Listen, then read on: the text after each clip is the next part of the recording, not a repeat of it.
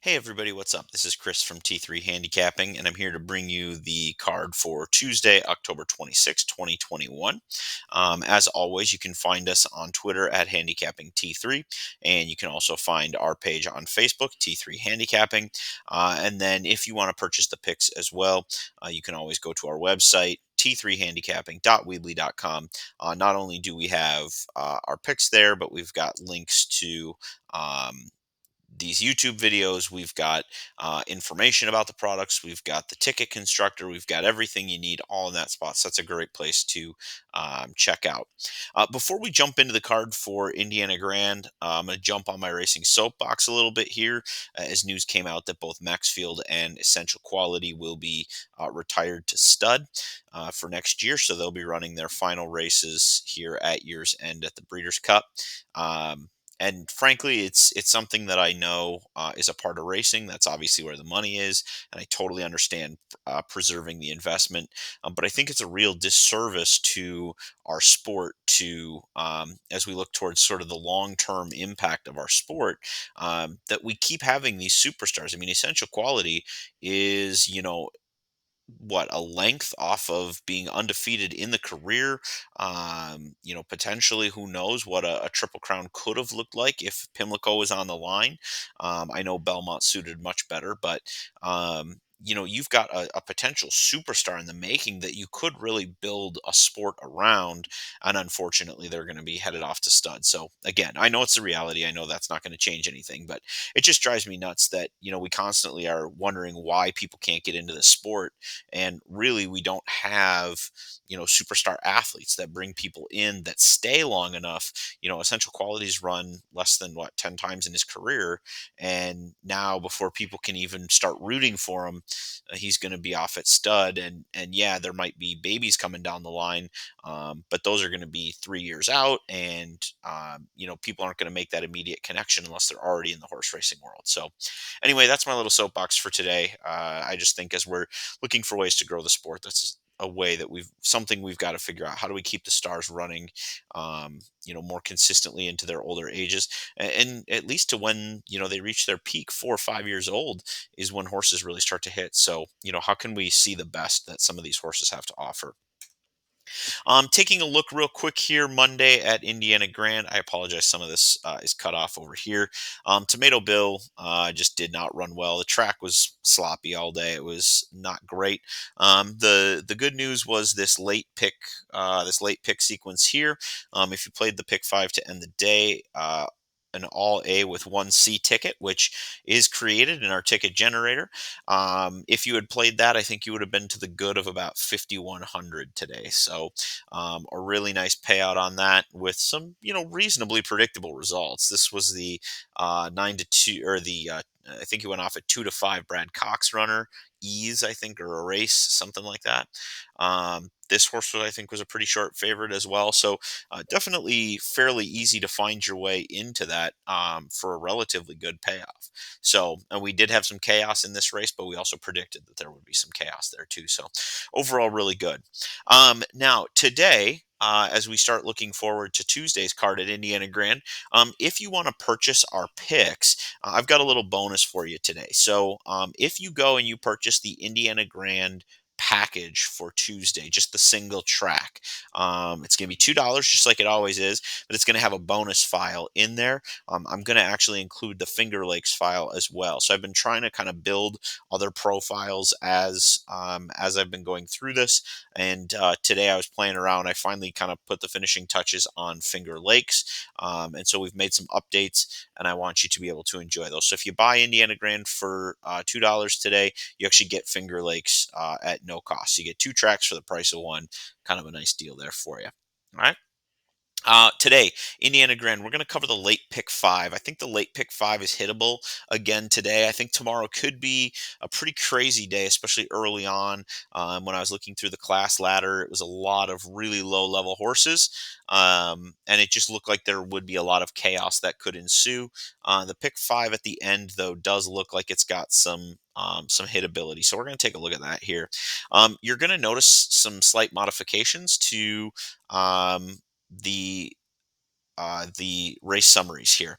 And the primary one's going to come right down here. I just changed up the run style designations a little bit more to avoid some confusion with some things. So um, I like to go through and I like to determine, based on a numerical analysis, what their run style is. And so to make it clear that that's different from some of the other systems that are out there, you've got F, which stands for front runner, V, which stands for versatile or tactical. Runner kind of sit off the pace, can go to the front if it needs. Mid pack is M, closers are C's, and U's are unknown, where I just don't have enough information. And again, a lot of this is pulled from what horses do at the end of the race. Even though a horse jumps out to the front, or I should say, even though a horse might be back 5 lengths in all of their races, if they can't pass any horses, to me, they're an early speed type, because I've seen too many times those horses that look like they're always 13, 14 lengths behind, all of a sudden they just run for bear and try and take one on the front because their jockey knows they just can't pass anybody. And so they're going to try and put them on the front end and change the tactics. So I use lengths behind to kind of establish what I think the horse can do, and to establish what I think their run style is. So that just kind of clears that piece of it up. And I did make that change up here for positive run style as well as in their run style designations. Okay. Um, so let's go through and let's take a look at some of these. Starting off our first leg, and you can see I've already kind of pre-capped, so I've gone through and already made my distinctions here. In this first leg here, which is going to be race number 5, I like Lake Nakuru the best. Now, the one problem that I have with Lake Nakuru is this horse is sort of a late running horse. Now, the thing that I like, if I'm going to end up using a closer at Indiana Grand, because closing isn't typically good, I like to see them rate out really well on this pace number. When we're talking about dirt races, this pace is looking at how they're going to run early in the race. When we're looking at turf races, it's a combination of sort of their late pace. Numbers, like how they do in the last couple of furlongs. So in this case, we're looking at a situation, class level 11. He's got good early pace, but is also a little bit of a late runner. So this one looks good on paper, but I did have some others that I was interested in. Number 3, Nip and Tuck. This is another one. It's an interesting horse because it has that versatile run style, but when I look at its early pace, I'm not sure if this one is going to be as forward as maybe my run styles indicate. I don't know if it'll be able to get to the lead, even though that might be what it wants to do. But it is coming in good form, and it certainly plays in a lot of other categories as well. So I want to use that one strongly too. Capital Call, I think, is an interesting one. Same type of situation as the 4.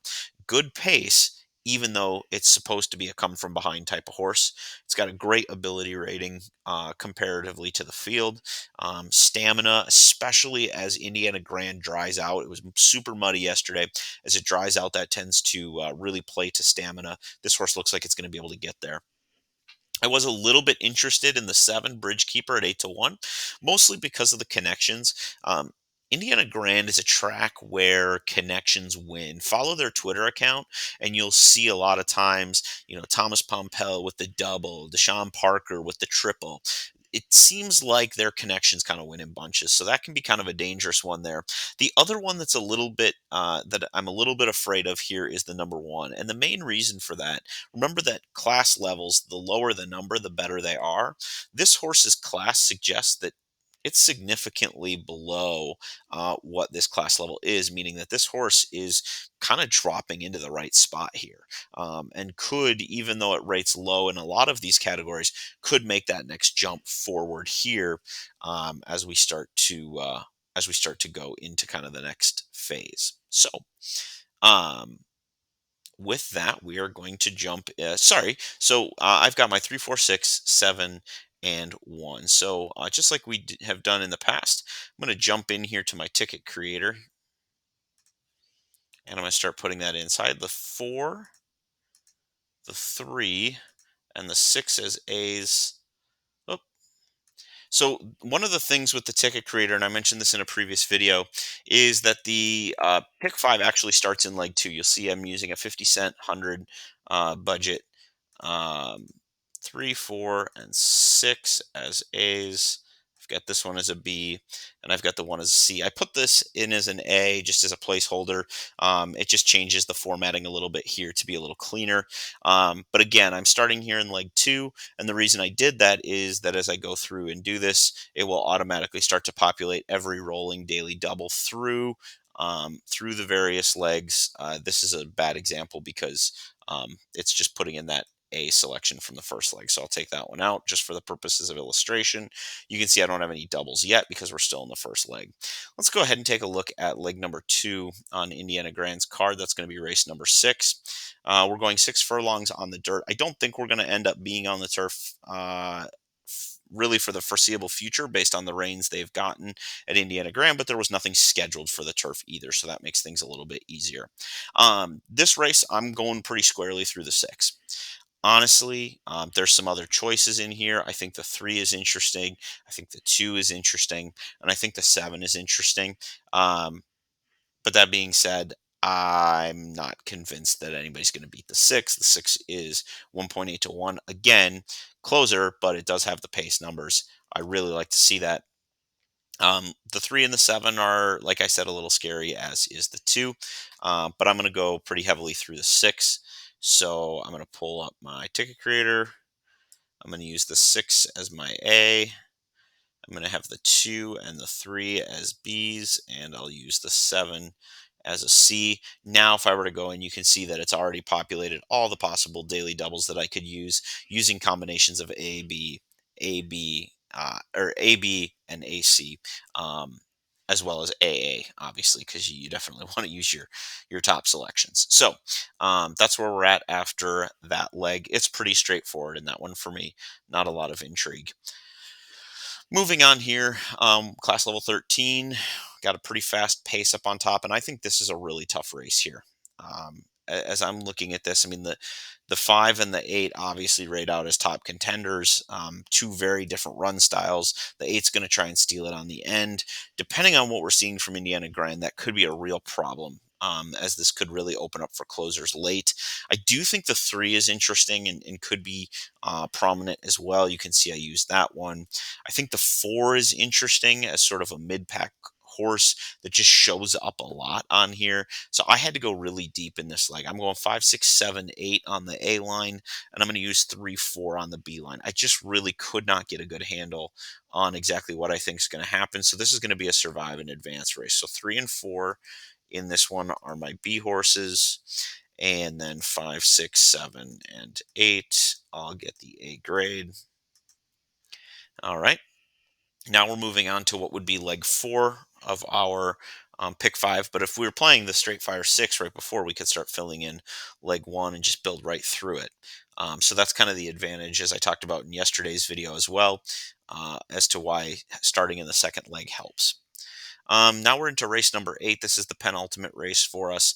And for me, I really like at a price Golden Notion. This is a versatile horse, can sit off, can stalk and pounce, can do whatever it needs to do. Um, Based on what it's been running, this horse has been scoring well below what it's running at here today. The speed numbers look good. I've got speed and class, which is always a deadly combination. The horse is 25% in the money at the distance. Um, could get a decent setup with race flow, but I love that this horse is going to be on the front end. So in this race, I've got a horse that's going to be, prominent early. I'm thinking that this could be one that gets there. And certainly based on my overall ability ratings, this is one that's right up there. So I'm going to play through the 4. I'm going to use the 6 and 8 as backups here as well. So I'm going to use the 4 as my A, and I'll use the 6 and the 8 on the B line. And now this gets us into our payoff leg. I am going to go ahead and, well, I'll leave that one for now. As we move into the 6th race here, the final race of our sequence, I was able to stay relatively skinny here. I do think Compass Point coming out of the mid pack, I think especially if the track is drying out a little bit, I think that could be a very dangerous place for this horse to come out of. If speed is holding on the track, if it's still pretty wet and speed is holding, then I like Ferdinand to come out of it. Ferdinand should be right up there on the pace. Compass Point should be right up there with the pace early. These two are going to be going pretty heavy, but I think they're the two best horses in the race. They're the two I want to use. That being said, I've also got the one who is really clear of everybody else in terms of stamina, and that's who I want to be using in that next position to make sure that that horse can pick up the pieces. So I'm going to go 2, 4, and 1. The other one that I'm interested in is the 7, who has never finished out of the money at this distance before, has solid jockey trainer connections, is in pretty good form. You can see is only 14 days out from last race, and rates pretty solid here in the ratings. Mucho Alegre is also one that I'm kind of intrigued by, but I like that this one's coming out of the back. That's why I ended up going with the 7 over the 5. If you look at this, you've got you know. In theory, based on my numbers, you've got 4 front running horses, you've got 2 mid packers, and then you've got a closer. So if this thing absolutely falls apart, I'm liking the idea that the 7 is just going to sit that outside trip. The outside tends to be a little bit better for picking up your feet and getting rolling, especially in the stretch. This one should have no problem getting that trip. So I'm going to go 2, 4, and 1. So let's come over here and let's see what we've got now as we go 2, 4 on the A line, 1 on the B line, and we're well over, and then C line. So a couple things here. Number one, you can see first of all this little goofy formatting issue. The reason that I left that there is just to show you it's now got your rolling daily doubles that you can see through using AA, AB, and AC. You've got the same for rolling pick threes all the way through. But again, as long as you don't fill in that first one, it'll leave this blank. Your pick 4. So here you can see your pick 4 tickets. You could play your pick 4s using all your combinations for just $63. This is our pick 5, which is currently at 217, and you don't have any pick 6 combinations because there's nothing in there. Now, for the purposes of this, I want to be focused on the pick 5, so I'm just going to go ahead and push this in, and that'll just get rid of that little weird formatting thing. I'm just not going to use leg 1, but it's there for me if I need it. I am once again well over budget with these selections. So now I've got to start going through and I've got to start figuring out where do I pull back. And the first one for me is pretty simple. Um, I really think that when we look at leg number 3, so that would be race number 2 in our pick 5, leg number 2 of our pick 5. I think it's the 6. I'm just gonna go with it, and I'm gonna say if the 6 doesn't win that race, then I'm out. But anything that has a B or a C in the second leg, I'm getting rid of. So I'm over on the pick 5 tab. I'm looking for B's in the second spot, and I'm also looking for a C in the second spot. So here's what I really like about that. All I did was I basically changed that leg down to a single. And when I come back to my selections, look at where I'm at right now, 101 bucks. So just by simply saying I'm going to single through that horse, now I've taken my tally all the way down from um, from like 217, I think is where I started, down to 101. You know what? I don't need to further simplify things from there. I was going to spend 100. I will spend one extra dollar to make sure that I have full inclusion of horses that I'm not as confident in. But that one that I had, I feel good about. Boom, just like that, simple cutout, and I was able to get my tickets down to basically within budget. So here I've got now all of my tickets printed out. These are the ones that I would punch into my ADW or that I would tell the teller if I was there live in person, and that's how I would play this late pick 5. If you have a single somewhere on Indiana Grand's card for the day, if you want to go ahead and just comment below on that, just put down the horse number and what race he's running, and we'll see what kind of handicappers we have in the group, and see if you can get the right one. And we might start making a little contest of that and giving you some free product if you get it. But for now, it's just bragging rights. Put down your best bet of the day at Indiana Grand down in that comment section below. Thank you for continuing to follow Indiana Grand. Don't forget that if you purchase Tuesday's Indiana Grand card, there will be a bonus file in there so that you can play the Finger Lakes as well at no extra cost to you. Good luck in all of your Tuesday wagers.